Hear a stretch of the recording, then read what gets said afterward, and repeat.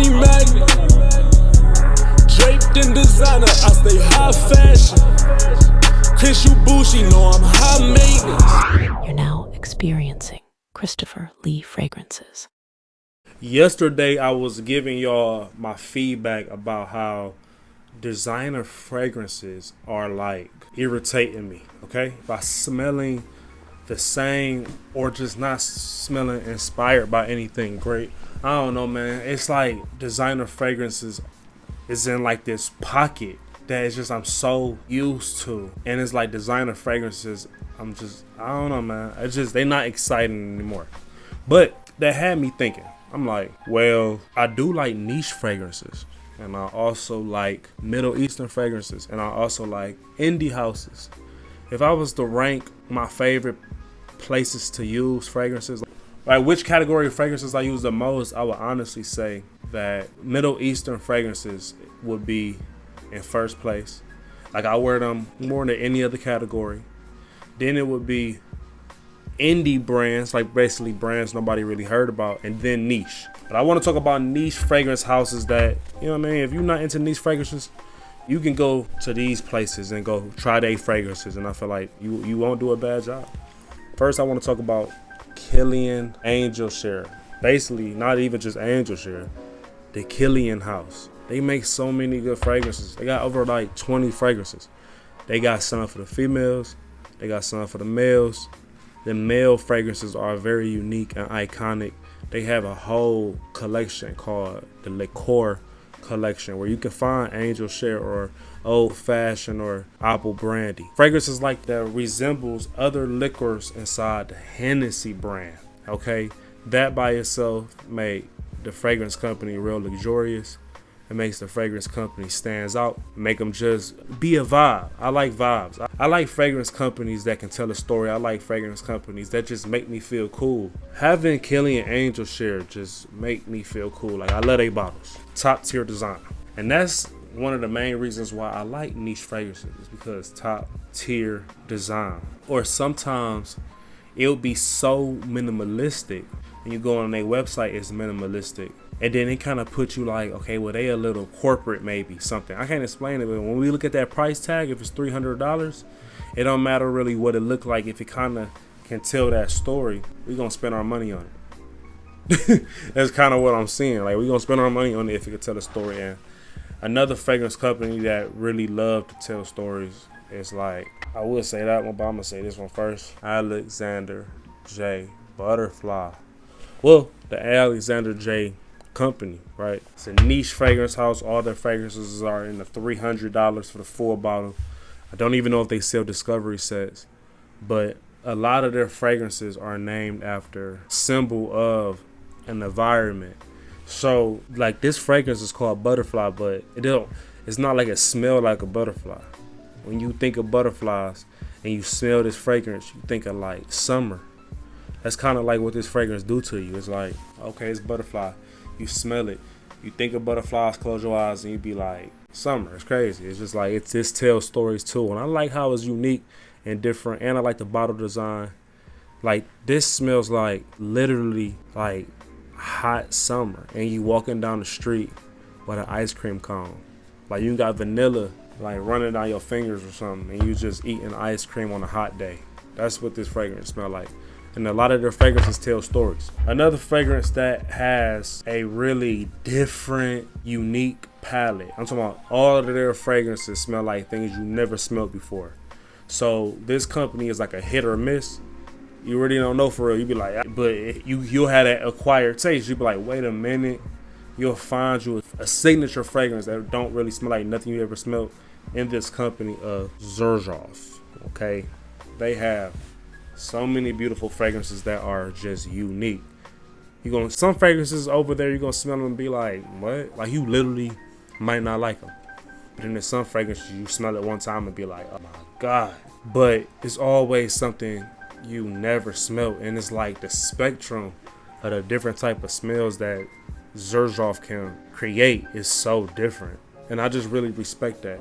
And sometimes you'll find a hidden gem that the masses say is a good DNA, And then when the masses say that niche fragrance came out with a good DNA, all the designer brands, all the copycats, they copy the niche fragrance.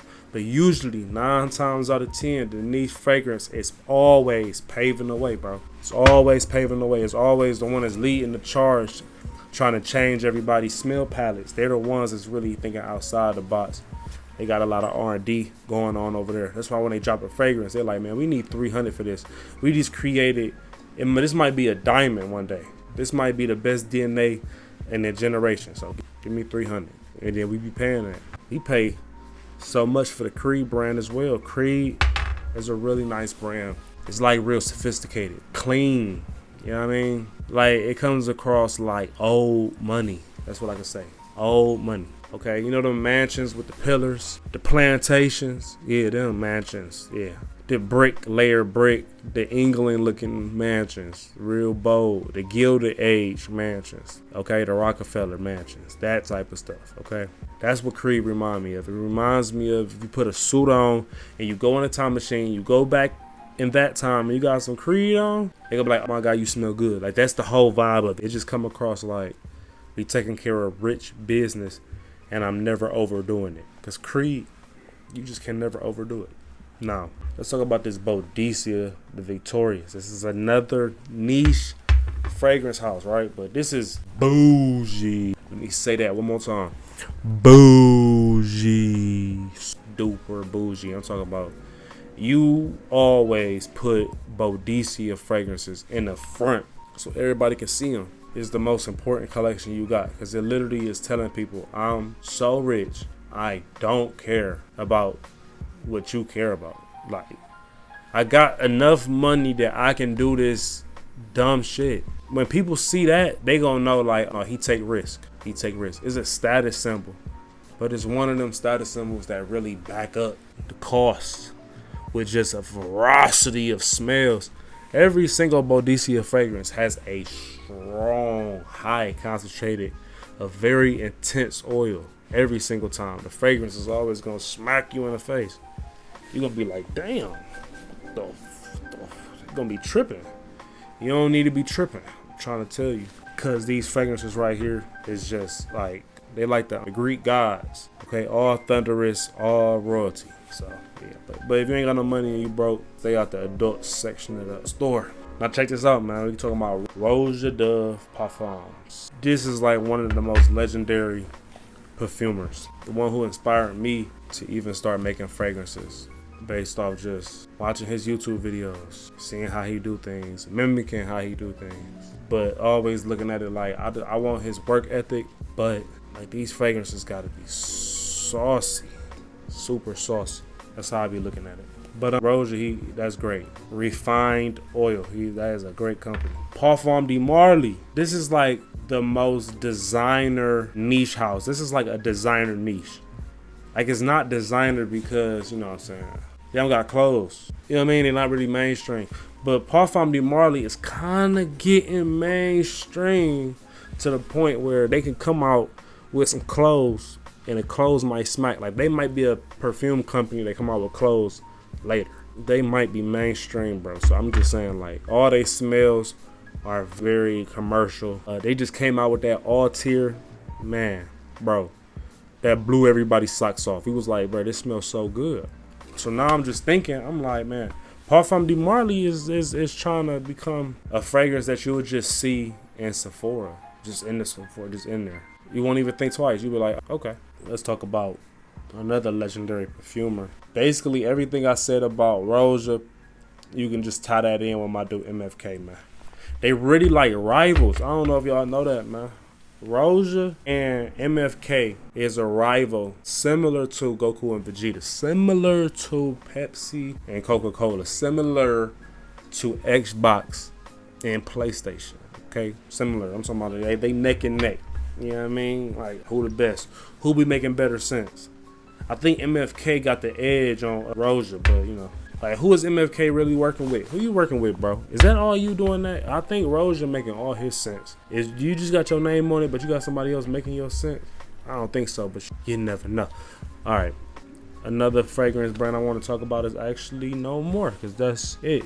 I talked about it. Yeah, I talked about everybody. Yeah, okay. Niche fragrances. I need y'all to comment some of y'all favorite niche fragrances down below. Okay. I'm Big Boss. I love y'all. I'm out. Oh yeah. Cash out. I do not fuck with these niggas. I do not fuck with these bitches. They moving like lames. I just be doing